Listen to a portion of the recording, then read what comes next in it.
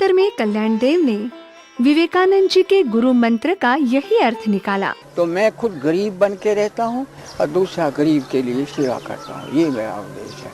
दूसरे को, गरीब को, दुखी को। और सुबह के वक्त पे ये जो है बहुत लोग जो हैं गीता का पाठ करते हैं प्रातः काल उठ करके, और मैं प्रातः काल सोने से उठता नहीं हूँ। इतने गरीब दुनिया के दुखिया सुखिया बहुत लोग रोते हुए गरीब जिनकी कहीं सुनवाई नहीं, वो आ जाते हैं मेरे पास और आ करके अपनी कथा सुनाते। तो जैसे विष्णु सहस्त्र का नाम पाठ करना, गीता पाठ, तो मैं वही मान करके एक मन, कोई दुनिया में देखो ईमानदारी से पूछो कि 2 घंटे तक तुम कमरा बंद करके पाठ करने बैठते हो तो तुम्हारा मन कितनी देर के लिए एकाग्र होता है, ये मन से पूछो। और मैं जितनी देर उस मुसीबत ज़दा गरीब की दुखिया की बात सुनता हूँ तो मेरा मन एकाग्र रहता है, तो मुझे वही आनंद आता है जैसा किसी को गीता पढ़ने में आनंद आता होगा।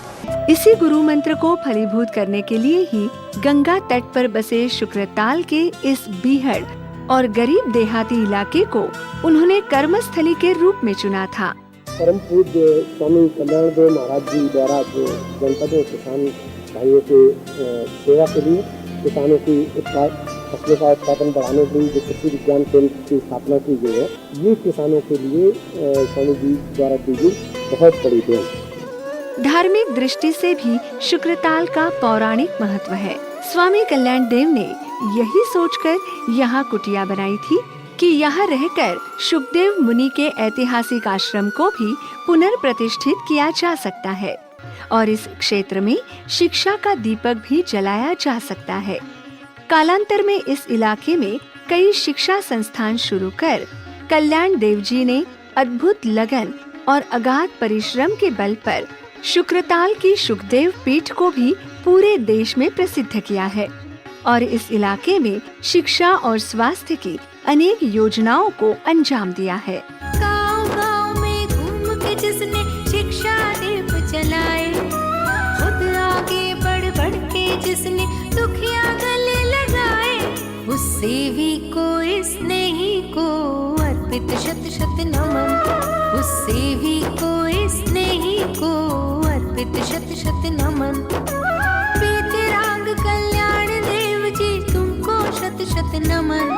एक जीवन में देखा जिसने 3 सदी का जीवन, एक जीवन में देखा जिसने 3 सदी का जीवन।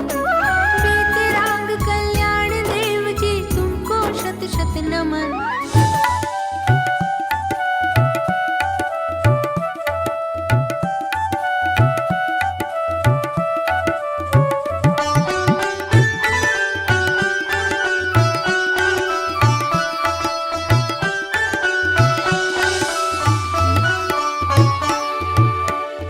रामपुर तिराहा स्थित ये आयुर्वेदिक कॉलेज और गांव बघरा का ये डिग्री कॉलेज स्वामी कल्याण देव जी के ही प्रयासों से स्थापित हुए हैं।